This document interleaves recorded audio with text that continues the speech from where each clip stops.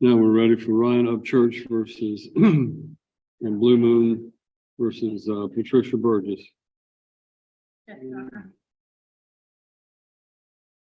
I think I was told there's some video that's being asked to be played, and we're working on trying to set that up. So thank you, Your Honor. you want to make any sort of opening statement? Yes, Your Honor. So Cynthia Sherwood and Austin Carell for Ryan Upchurch and Blue Moon. And we filed on March 31st, we filed a complaint and a request for a TRO and temporary injunction. The temporary injunction was granted in April, and we are here today on the temporary injunction hearing, as well as our motion for default. All right. So this case is about a betrayal of trust at the highest levels, betrayal of trust, as well as breaches of fiduciary duty owed by Ms. Burgess to Mr. Upchurch. Those breaches include material misrepresentations, theft of many millions of dollars worth of, theft out of his bank account, buying property. Hold on just a Yes, second. Your Honor. She's trying to whisper to me. I Okay. don't hear whispering I can't very do well. that.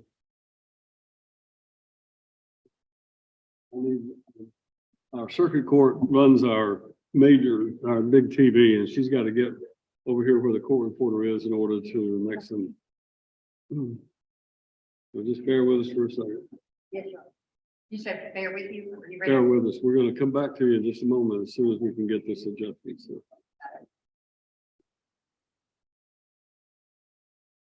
Oh, this is par for the course today.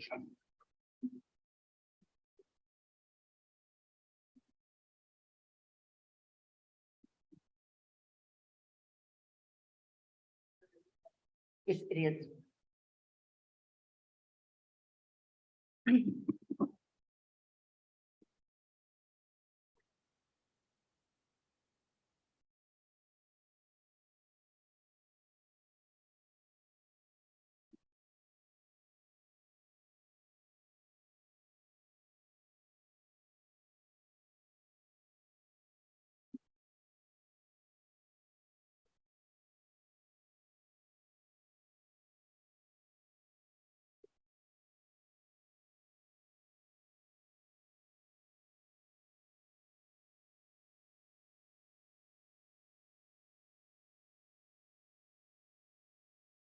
It's not everything. I'm sounding and talking.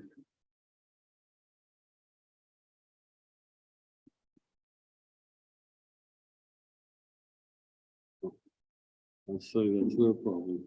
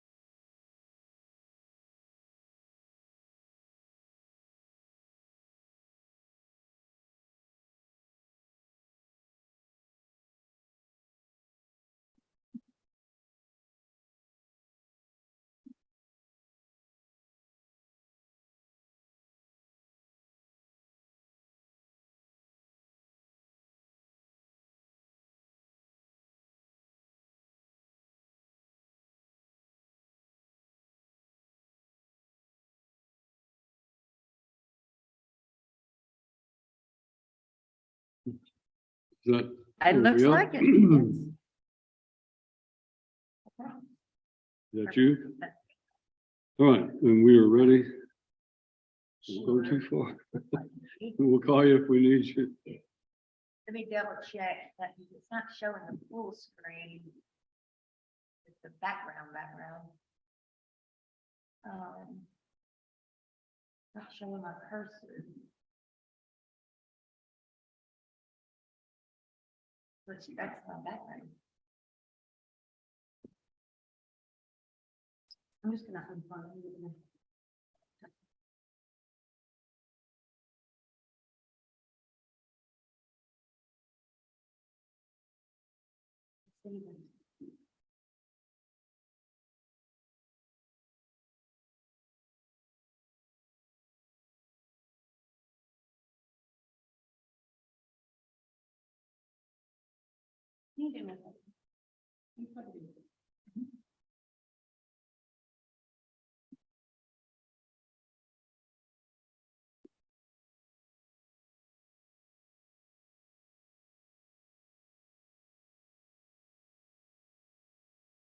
I think that's strange because it's my background. I can just bring it if it's okay. It's a very short video. I hate to take this much of the court's time. I'm happy to bring it to the bench. As long as Miss Burgess can see what's being played, then I have no problem. How are you planning on playing it? I could just play it directly from my computer if Miss Burgess could. Is it audio or video? Both. Video. And it's filed in the clerk's office, but this is the Patty Lynn video. This is, Your Honor, I should have done this when I first stood up. I could have given Miss Burgess a email versions, but this is a courtesy copy of the court. There was two filings made this morning, one of which is that video.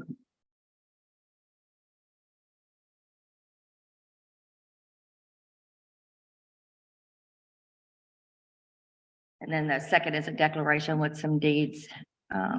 Right. Attached. Well, this is a hearing on the extension or the request for extension of injunctive relief that your client, Mr. Upchurch, has filed against his mother, Miss Burgess. Yes, Your Honor. Alleging that she has misappropriated funds that belong to Mr. Upchurch as his business manager, that she has abused that position and misappropriated funds, if I understand it correctly. And as a result of that, if I recall reading the file, that he alleges that she has purchased real property in her name using his funds. Is that? Yes, Your Honor. So the property at issue, there's 7 houses in total. We've got the deed. 7 houses. 7 houses in total. The first house is titled, at least as far as the deed that we have, is one house titled in Patricia Upchurch's name. And if you court would follow along with me on the declaration that I filed today, if you go the notice of filing, page 2 is a declaration, and we can walk through the property. It's on the first page of the declaration. All right.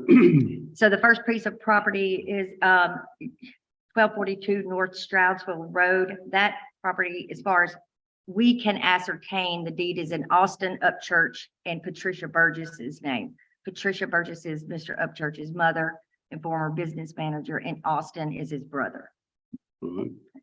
And that particular house, Mr. Upchurch did intend to buy a house to help his brother. The only surprise to Mr. Upchurch was that his name was not also on the deed. Then you go to exhibit number 2 or number 2 listed on that document, and it is Highway 41A, Pleasant View, Tennessee. That was a house purchased and titled in. So the next 3 houses, exhibits 2, 3, and 4. You see that, Your Honor, on the declaration? All 3 of those houses are titled in the name of Blue Moon LLC. Blue Moon LLC was an entity created, as Ms. Burgess even admits, and we'll look at an email here in a moment, to protect Mr. Upchurch. It is the successor to the original entity, Upchurch Enterprises, where all of Mr. Upchurch's earnings, and we're talking millions and millions of dollars, were funneled into Upchurch Enterprises account. In 2017, Ms. Burgess came along and started operating as Mr. Upchurch's business manager. She'd always been around, but she took on a more active role. Then at some point in time, either she decided or someone decided that Blue Moon LLC would be created. And in that declaration that you've got, you'll see the very last page of that. It's a February 5th email from Ms. Burgess telling me after this lawsuit is about to commence, but she told me, I formed Blue Moon to protect him legally as a management company. So this was Mr. Upchurch's understanding that this was his company. It was formed for his protection. But then in her very next paragraph, she says, I'm leaving Tennessee and going to try to get someone to help me sell one of the Blue Moon homes to pay for security for me and my other sons. So Blue Moon was created as every bit of Mr. Upchurch's touring income, record sales, copyright, royalties went into, instead of going into Upchurch Enterprises, went into Blue Moon. So that's, I got off script a little bit on the houses because that's why these houses 2, 3, and 4, Highway 41, North Pool Street, and Clay Lake Road are titled in Blue Moon. You'll see in Mr. Upchurch's affidavit, he engaged the realtor. He picked out the house. He engaged the realtor, and he says, my mother's going to handle everything. This is business manager. Those houses are titled in Blue Moon LLC. The next 2 houses, well, the Exhibit 5, North Main Street, Mr. Upchurch was aware at some point after the fact that Ms. Burgess had purchased with Blue Moon's phone this North Main Street. He talks about this in his affidavit, but thought it was also titled in Blue Moon. Did not know that it was titled, that house is titled solely in Patricia Burgess's name. The next house, East Elm Street, is listed even though Mr. Upchurch currently has title to that house. As is set out in Mr. Upchurch's affidavit, East Elm Street, which Ms. Burgess purchased on April 28th, 2022 in her own name. She purchased April 28th, 2022. On October 14th, 2022, she transferred that property to a woman by the name of Tamara May. Tamara May was her assistant, and that house was paid for with $500,000 cash out of Blue Moon funds. All of these homes were purchased with Blue Moon funds. Mr. Upchurch did not know about this property until the realtor told him about it and told him about all of these houses. This is how he found out. So he contacted Miss Tamara May. That house was immediately transferred back to Mr. Upchurch because I would suggest that says Miss May knew there was something going on that she did not want to be involved in. The next house, Exhibit 7, so the Exhibit 7, the Salem Road house in Clarksville, that house was, the Main Street house at number 5 was sold, and the Salem Road property was purchased, and that house is titled in Patricia Burgess's name as well. So you have number 1 in Austin, Upchurch and Patricia Burgess, and then numbers 5, 6, and 7 just in Patricia Burgess. Well, not 6 anymore because Mr. Upchurch got that back. So 5 and 7 in Patricia Burgess, and 2, 3, and 4 are in Blue Moon.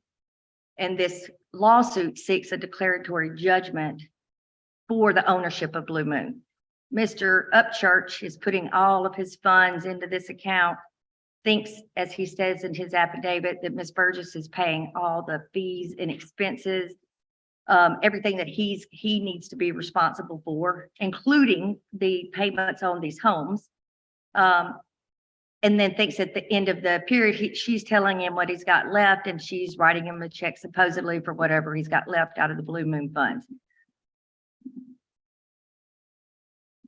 Also in the affidavit, you'll note that Mr. Upchurch says he paid for all of the upkeep. For all of these Blue Moon homes, he's paying every cent for the upkeep. He also notes in his affidavit that none of the taxes were paid. None of the taxes were paid for these properties until Mr. Upchurch learned of all of this at the end of the last year, and he's gone and caught the property taxes up on those properties. He's the one who purchased them. The video that we can show is Miss Burgess admitting. She's now stating that she in some of the emails that she owns Blue Moon. Blue Moon is hers. The Blue Moon assets are hers. She had no income. All of this money belonged to Ryan Upchurch. And with this video is Miss Burgess making an online video and stating, Ryan Upchurch bought us everything. He bought my house. He brought his brother a house. He bought his best friend a house. His best friend lives in a Blue Moon house.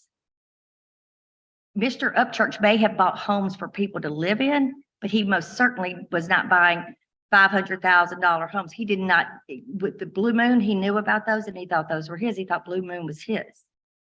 So saying that he bought his best friend a house, yeah, sure, his best friend lives in a house, but that house is Claylick. That's the one, that's a actually $799,000 house that's on this property. And then Exhibit 2 is Highway 41. That's where Mr. Upchurch's security guard lives. So that, I think, Your Honor, gives the landscape. Is there another question you have about background? All right.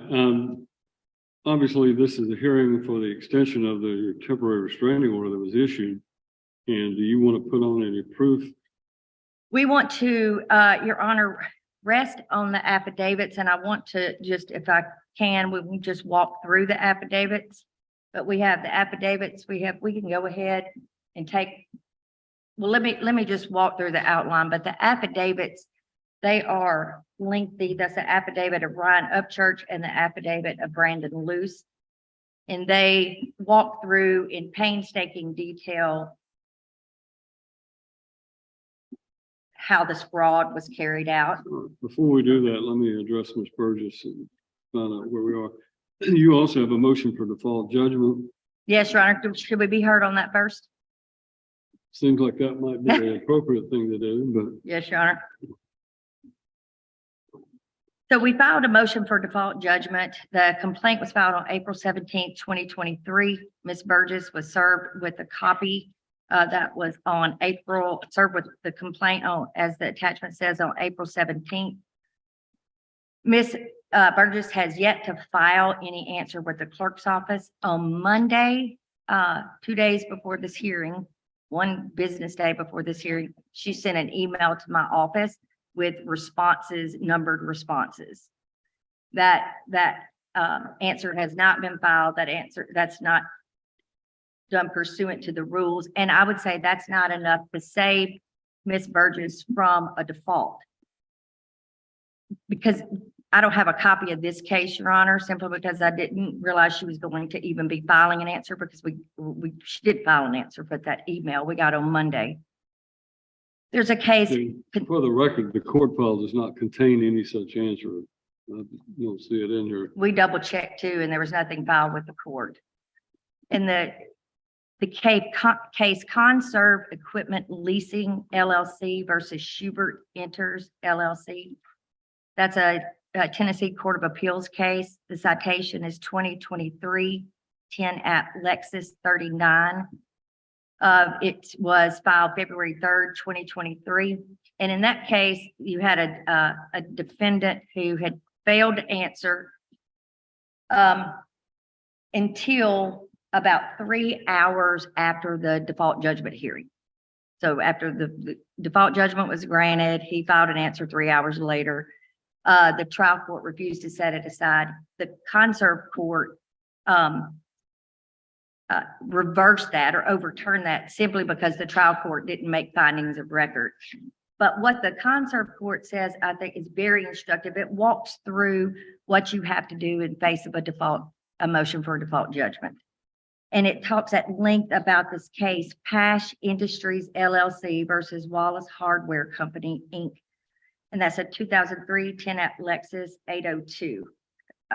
In that case, the Pash case, the defendant in that case filed an answer, served it appropriately 18 days before the default judgment hearing. It was, the default judgment had not yet been granted.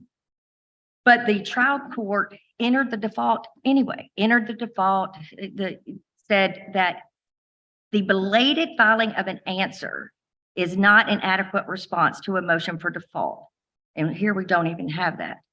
There must be some application to the court for relief from failure to timely file an answer.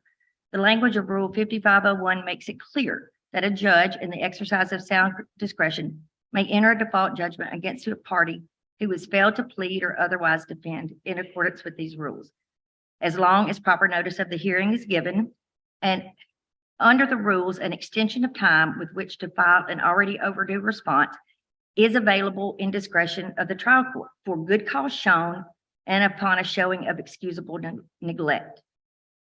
In that case, the defendant failed to file an answer within the time period or otherwise timely defend as required under the rules and made no application for an extension of time to respond to the complaint, but just filed an answer 18 days before the hearing. Here, we don't even have that, Your Honor. Mr. Upchurch has filed a lengthy complaint, filed declarations, filed a motion for request for a TRO. And as we sit here today, Ms. Burgess has responded to nothing that he's filed. There's no answer filed. There's no answer. Whatever the email that we received Monday is months late, and still nothing is before the court. So we think under conserve and pass that Mr. Upchurch's motion for default should be granted. All right, Ms. Burgess. Yes. First, I want you to understand that what I'm considering now is the plaintiff's motion for default judgment. Right. That they're alleging I should grant them a default judgment based upon the fact that you have not yet filed an answer with the clerk's office. Absolutely. I understand that. Totally. She's my attorney. So we have a conflict of interest here. She actually is representing me January the 22nd, 2024 in a case as me as Blue Moon, separate from Ryan as Blue Moon. Now, in this case right here, she's saying Ryan is Blue Moon. But I have filed with the Board of Professional Responsibility. I spoke with them last week and I filed this because she is actually my attorney. They froze my accounts and they're suing me for $25 million, which is not even worth, to keep me from being able to afford attorney. I can't get attorney. Nobody will take my case for more than $25,000 and she's my attorney. Okay. The motion that is before me is the motion for default because of the fact that you've not filed an answer and contending, with the complaint that's been filed. I understand what you're saying, and that's a different matter from Right. what I'm considering. So what is your intention as far as if you are not able to hire an attorney, are you going to represent yourself in this matter? Yes. And why have you not filed an answer? I did file an answer. I didn't think that I could. I was told, because I don't know anything about law. Hell, I don't even know really anything about our business. We were running kind of a crap show. That was my boyfriend, my lover right there. And that was my son. And I was their secretary. So I did what I was told to do. And I was told that when I called to try to get representation, they're like, honey, oh, this is ridiculous. This is 211 points that you have to answer. You're going to have an attorney. I didn't know I had the option to fill out and do it myself until somebody called me and told me, nobody's telling you this, but you have the right to do this. So I did it at the last minute. I didn't know what to do. But that has not been filed with the clerk's office. The Right. summons that was served on you, just listen as I tell you this. Right. The summons that was filed, served upon you had certain information on it, including the following.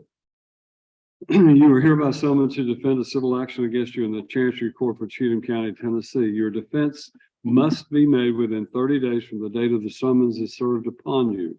You are directed to file your defense with the clerk of the court and send a copy to the plaintiff's attorney at the address listed below. If you fail to defend this action by the below date, judgment by default may be rendered against you for the relief sought in the complaint. Okay. Are you alleging that the reason that you are delaying and you have delayed in filing a response is having to do with the fact that Ms. Sherwood was, in your opinion, your prior attorney, and therefore you could not get another attorney? Yes, sir. I'm not addressing the issue because of the fact that you would have to file a motion to disqualify. Obviously, Ms. Sherwood is a competent attorney who would know what the rules of ethics are. If the Board of Professional Responsibility, advises her that she has a conflict, she'll act accordingly. There is no motion to disqualify her before me. So for that reason, all I can do is to consider whether or not to grant a default judgment. Yes, sir. Ms. Sherwood, in the interest of justice, I'm going to grant her 15 days to file an answer to this. I'm going to give you 15 days. You have to go through this complaint, and you're going to have to answer each paragraph, either admitted or denied. It's Yes, just sir. that simple. And you Yes. file that with the clerk, and then you send a copy of that to Ms. Sherwood, okay? Absolutely. Until Ms. Sherwood removes herself from the case. If that is going to happen, then she is the attorney of record as far as this court is concerned. Yes, sir. Now, have a seat, and Yes, sir. I'll take up your motion for the extension of the restraining order, Ms. Sherwood.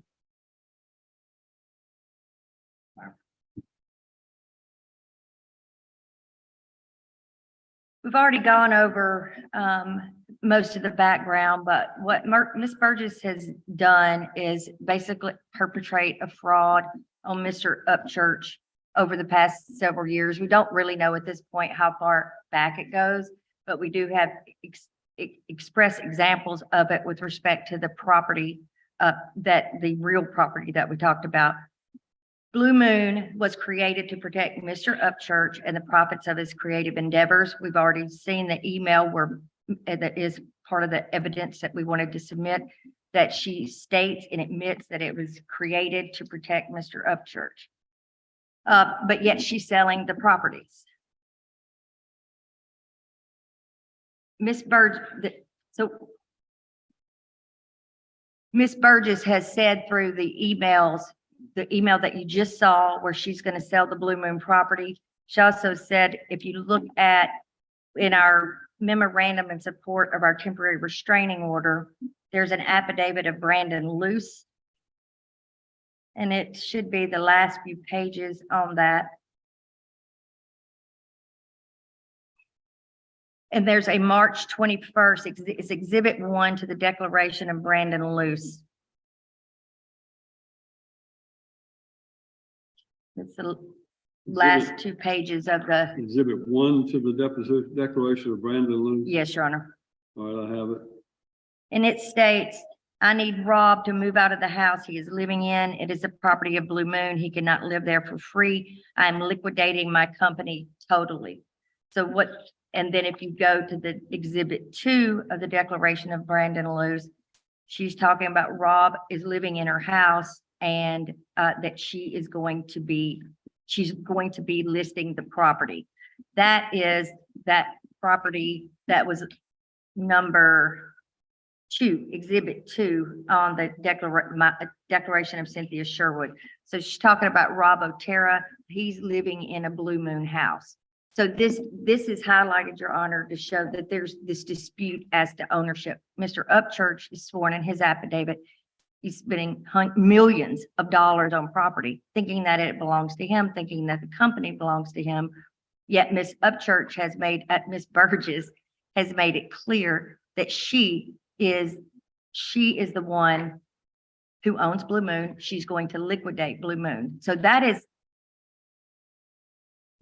we have reason to believe that a lot of the money is gone, or if not all of the money is gone. But we don't know for sure, and won't know for sure until discovery is done. But if you look at the declaration, there is a Truist Bank account. They call it a garnishment return. That's Exhibit 7 to the Sherwood Declaration.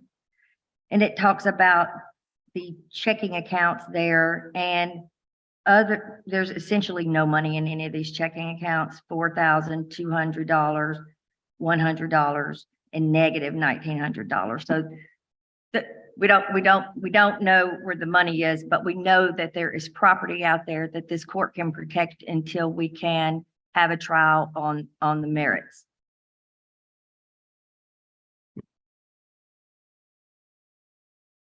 So with respect to the evidence, you've got Like I said, Mr. Upchurch's declaration.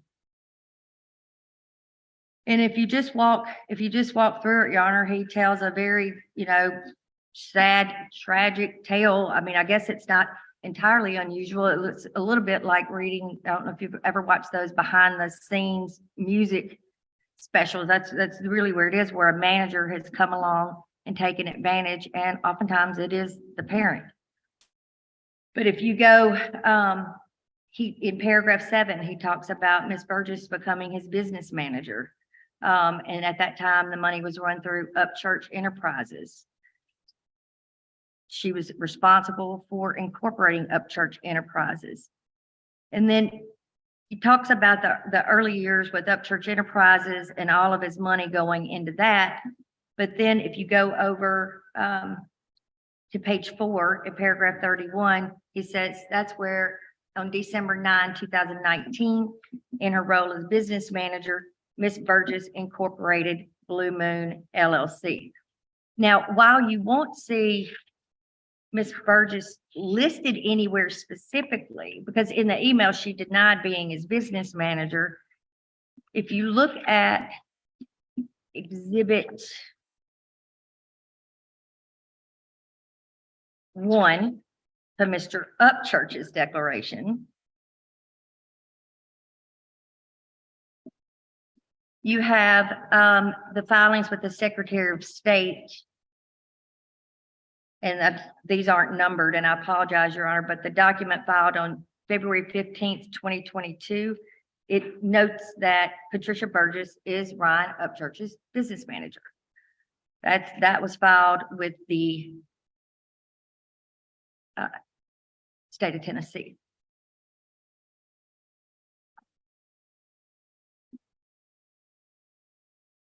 BlueMoon, Mr. Upchurch tells you in paragraph 32 of his declaration that BlueMoon is named after one of the songs he wrote.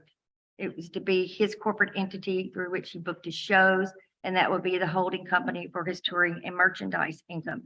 And Ms. Burgess essentially admits that in the February 5th email. And she says, this company was created to protect Ryan.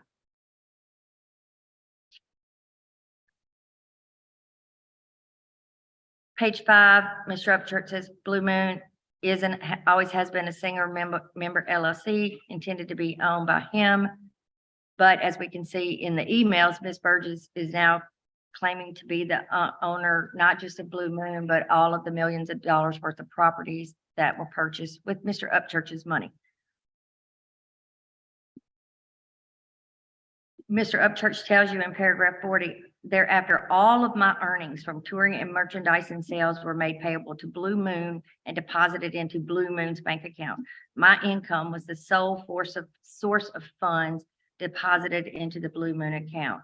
The money that Ms. Burgess was previously putting in Upchurch Enterprises was now diverted, with his knowledge, to the BlueMoon account. All of my business expenses and majority of my personal expenses were paid out of the BlueMoon account. While operating as a business manager and manager of BlueMoon, Ms. Burgess claimed to be paying all of my expenses, and after all those were paid, giving me the remainder of my income earned. I believe she was stealing money from me from the inception, if not before. Paragraph 49, he says BlueMoon did not and does not have any revenue stream other than my revenue. BlueMoon is not a fee or revenue generating company. I entrusted Ms. Burgess as my agent, power of attorney, and business manager to maintain BlueMoon's books and perform duties beneficial to me as required by her fiduciary duties. Paragraph 51, he purchased 294 Ed Harris Road. They call it Ghost Ranch. He purchased that house on August 21st, 2018. That is the one and only house. This is the one and only house that is actually titled in Mr. Upchurch's name. The other houses that Mr. Upchurch bought, and he says this, he goes through this extensively in his affidavit, but I won't go find the particular paragraph, but he tells you that he bought Clay Lick. He bought Clay Lick for him to live in. That's a $799,000 house that he bought for himself to live in. It's titled in BlueMoon. He let his mother handle the matters with the real estate agent, also believing that he owned BlueMoon. He moved into Clay Lick. He lived there for a bit, had some construction problems with it. And so he moved out and he bought himself North Pool. North Pool is also in Blue Moon. That was the house that Mr. Upchurch bought for himself to live in. Eventually, he left North Pool and went back to Clay Lake, and now he's at Ghost Ranch. But all of these houses belong to Mr. Upchurch. If we look at this video, just go ahead and show it to the court.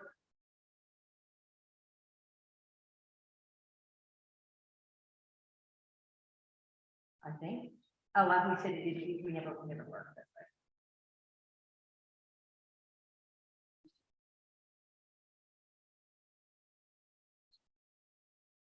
Do you need the clerk to come back and assist with this, or you think you're going to be able to play it?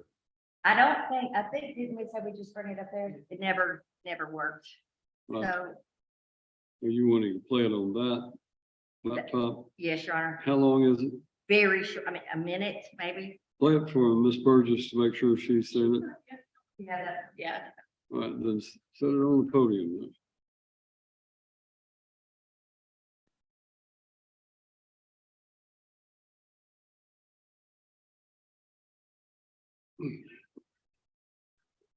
Make sure that it doesn't happen that we are always, this is something that we always agree. If one of us ever made, we would make sure that it doesn't happen that we always, this is something that we always agree on. And one of our practice understanding, we're all. So he does this work.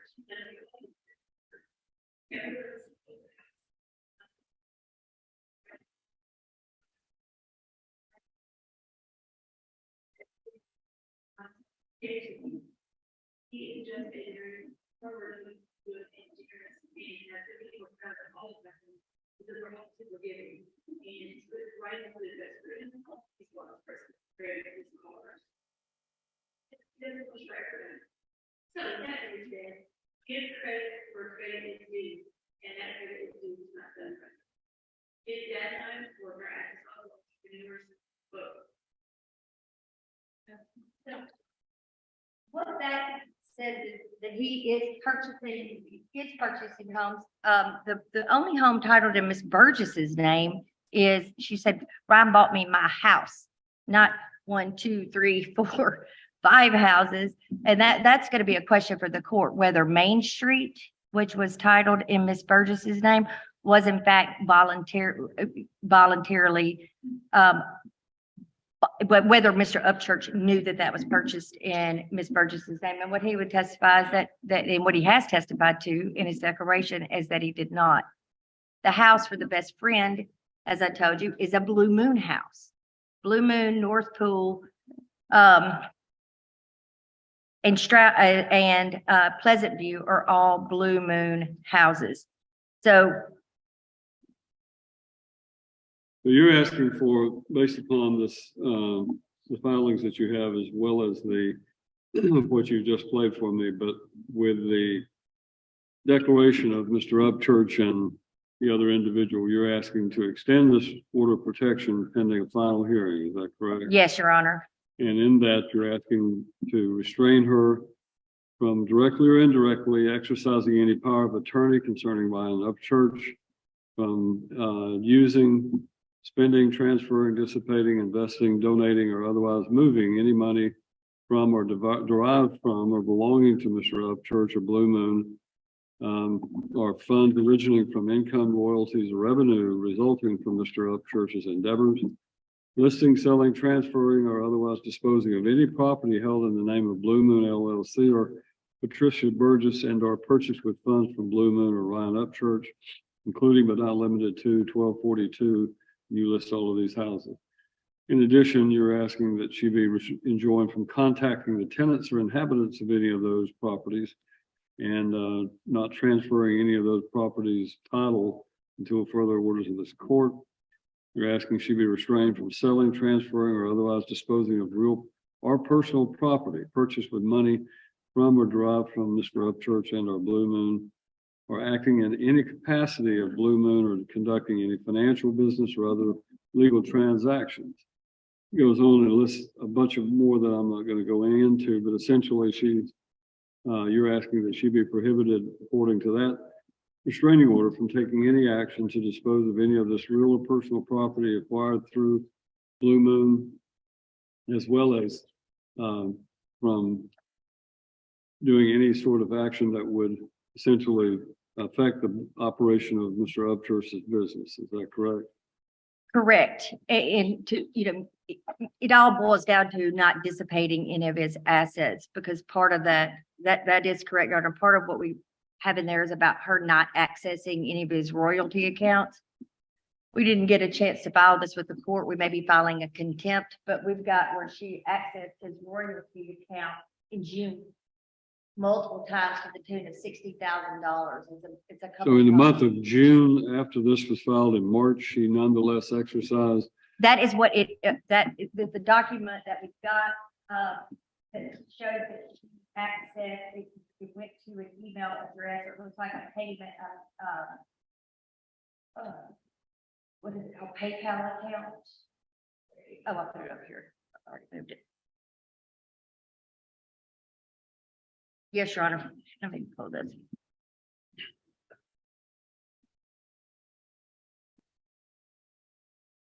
Oh, God.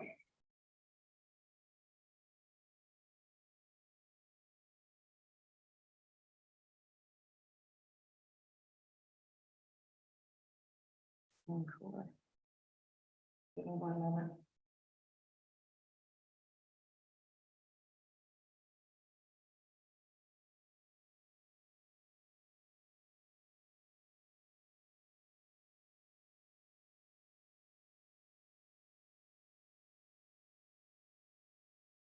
Or somehow this did not, I don't have this printed. I have this in my email, but it's a company by the name of 1RPM. Mr. Upchurch has since brought on financial advisors to make sure this doesn't happen again. So he's got he's actually a business manager who is licensed, bonded, insured, and they discovered this and they emailed a document from 1RPM showing that since 2020, Ms. Burgess has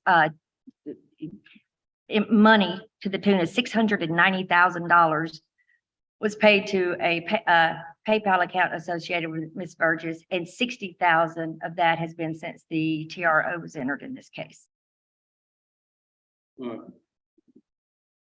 Ms. Burgess, you understand what this hearing is limited to today is to determine for me to determine whether or not there has been a need for the extension of this restraining order. Do you have anything you want to say about that one issue? I'm giving you time to answer the lawsuit. This is not about the merits of the lawsuit. This is basically Mr. Upchurch through his attorney seeking to keep you from accessing any funds that belong to him or Blue Moon and from disposing of any property pending another hearing. And may I just address one thing before I'll sit down and let her. I'm Blue Moon's attorney, have been Blue Moon's attorney, and am currently Blue Moon's attorney, but have never I know that you said that will be dealt with elsewhere, but I just want to note that I have never represented Ms. Burgess.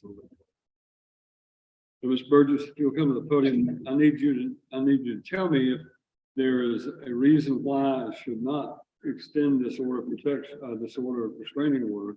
Right. And I'm actually totally fine with that. But what they have done is first of all, they are still distributing funds even in my personal account. In my personal account, because back in the day, we were distributing money everywhere. It was a crap show. Like I was getting the allowance, I wasn't getting paid and everything else. But they have frozen my actual personal bank account. Blue Moon has been shut down by the bank. And Brandon has the logins to 1RPM, to Vidia. By the way, he still hasn't fixed that one yet because we did all these things together. And I don't think that they realize the things that they're missing, but they're still, he needs to relog into Vidia. I don't have the logins to Vidia. He needs to take that out of my account, but they want to, I'm okay with stopping everything. I'm not going to try to sell anything. I don't really care, but I share my personal banking account with my high functioning autistic son, and he gets money. We share an account so that he gets money as well. They have frozen that account. And because they've frozen that account, I've had to, You're saying your personal account has been frozen by the bank? by her, Okay. the courts. Well, the restraining order may have been served on the bank, I suppose, but if you have a personal account and that contains monies, which is also containing money that was a disability check for your No, autistic. it's money because I take care, like, he's living with his brother because he doesn't like change, so he's still in the ghost ranch. But my son, Aaron, that's his account as well. That's his account because I financially like give Where him does that money. money come from? Selling jewelry, and some of it's from them also. So I understand that, but I just want you to know that they froze that account too. And I'm totally fine with it. They could keep it frozen because now I have a new account. So I support them, like keeping the restraining order. I don't really care. I'm just trying to make sure my oldest son actually has money. All right, well. But I'm good with That'll that. be between you and the bank. At this point, I'm extending the restraining order pending a further hearing in this case. You have 15 days to file your answer to this complaint, which I urge you to Oh, I am. make sure that you do that and get that filed on time. Yes, sir. And Ms. Sherwood, is there anything else that needs to be dealt with today then?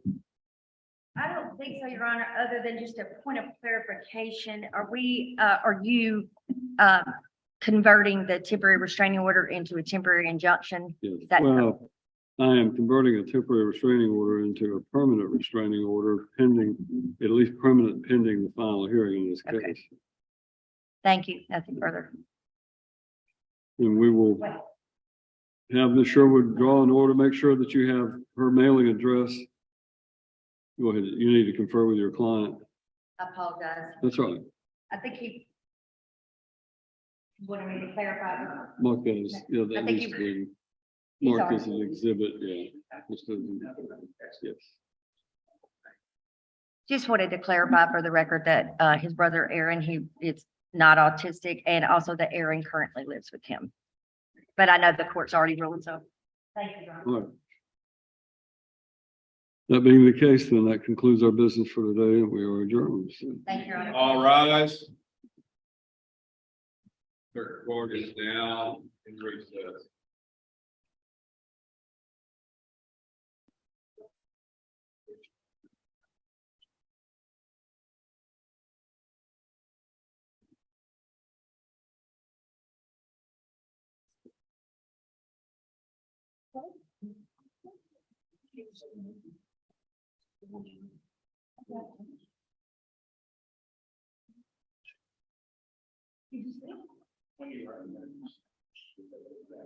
Wrap it on like a door. Thank you. Yes, ma'am. I have usually rip for the fingers. Nobody else told me. I said, call my dad. He told me, I said, nobody else told me. Okay,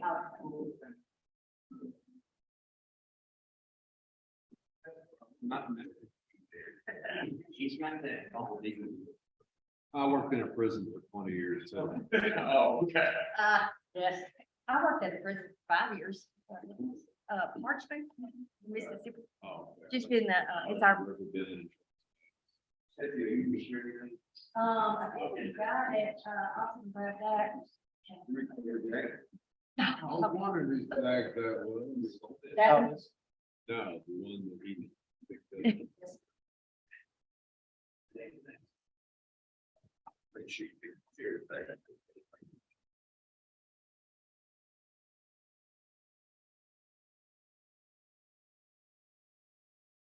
Y'all be safe. Thank you, brother. Y'all take it. Have a great day. Talk to the boy. Move with the kid.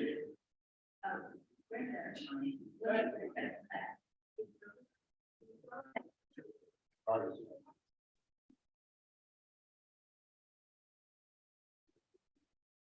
Hey, you got that as an exhibit, and you got it in the. That, statement. You got it.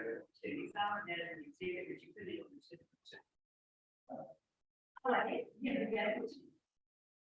Hey, did you get one that, to go on the computer to show that video? You took it out. Oh, no. No, he's not. I was- if you were not gonna be able to, if you were not gonna be able to play it, I was gonna try it on one of my computers.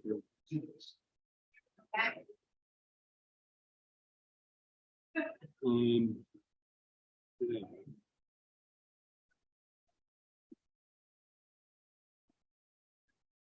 Not particularly been a banner day.